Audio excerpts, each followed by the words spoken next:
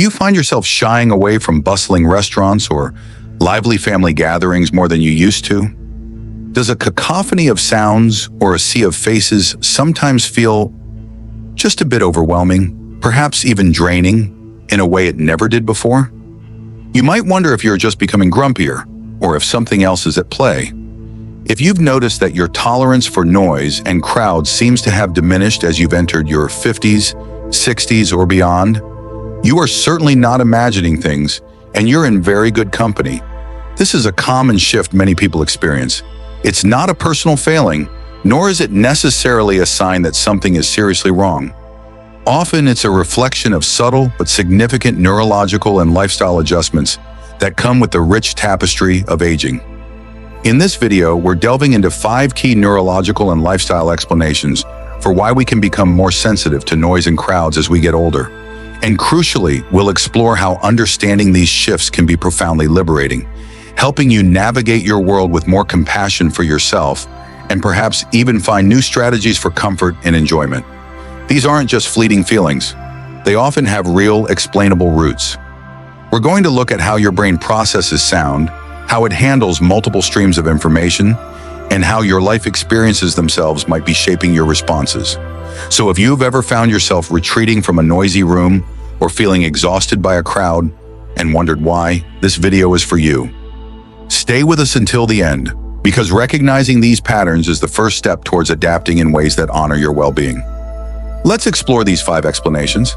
Explanation number 1, changes in auditory processing and selective attention. As we age, it's not just about whether we can hear clearly, it's also about how our brain processes what we hear. One key aspect is something called selective attention, often referred to as the cocktail party effect. This is your brain's remarkable ability to focus on a single conversation in a noisy environment while filtering out other sounds. Research suggests that this filtering ability can become less efficient with age. So in a crowded restaurant, your brain might be working much harder to distinguish your friend's voice from the clatter of dishes, the music, and other conversations. All those sounds can start to feel like they're competing for your attention at equal volume, which can be incredibly taxing and lead to that feeling of sensory overload. It's not that you're less interested, your brain is simply managing a more complex auditory landscape with slightly different tools. Imagine Susan, who's 67. She used to love big family dinners, but lately she finds them exhausting. She struggles to follow conversations and often leaves with a headache. It's not the people she minds, but the sheer effort of trying to hear. Once Susan learned about changes in auditory processing, she started being more strategic, suggesting quieter corners in restaurants or taking short breaks during bustling family events. This understanding helped her manage these situations without feeling like she was being antisocial. This awareness empowered her. Explanation number 2, reduced cognitive resources for processing multiple stimuli. Our brains are constantly processing a massive amount of information from our senses. In a crowded environment, this includes not just sounds, but also visual information like moving people, bright lights, and myriad details. As we get older, the cognitive resources we have available for processing this complex simultaneous sensory input may not be as readily abundant or as rapidly deployable as they once were. Think of it like having fewer lanes open on a highway during rush hour. Things can get congested more quickly. When your brain is working overtime to decode conversations, navigate visual clutter, and generally make sense of a busy environment, it can lead to cognitive fatigue.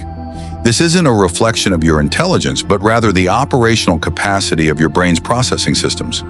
That feeling of being mentally drained after an hour in a mall? That's your cognitive resources being stretched. Explanation number 3, shifts in sensory gating mechanisms. Our brains have incredible gating mechanisms that help filter out irrelevant sensory information before it even reaches our conscious awareness. This prevents us from being constantly overwhelmed. Some research indicates that these sensory gates might become a bit more permeable with age. This means more sensory information, sights, sound, even smells, might pass through unfiltered, leading to a feeling of being bombarded or overstimulated more easily. What you might have effortlessly ignored in your younger years now actively competes for your brain's attention. This isn't about developing new sensitivities out of nowhere. It's more about the brain's natural filtering system recalibrating over time. Understanding this helps explain why a previously enjoyable level of stimulation might now feel excessive. If you're still here and finding these explanations resonating with your own experiences, let me know by typing sensory in the comments below. It's always encouraging to hear from you. And if you're new here, consider subscribing and clicking that notification bell so you don't miss our future deep dives into understanding ourselves better as we age. Your engagement truly helps this community grow. Let's continue with our next explanation. Explanation number 4, lifestyle changes and reduced habituation to intense environments.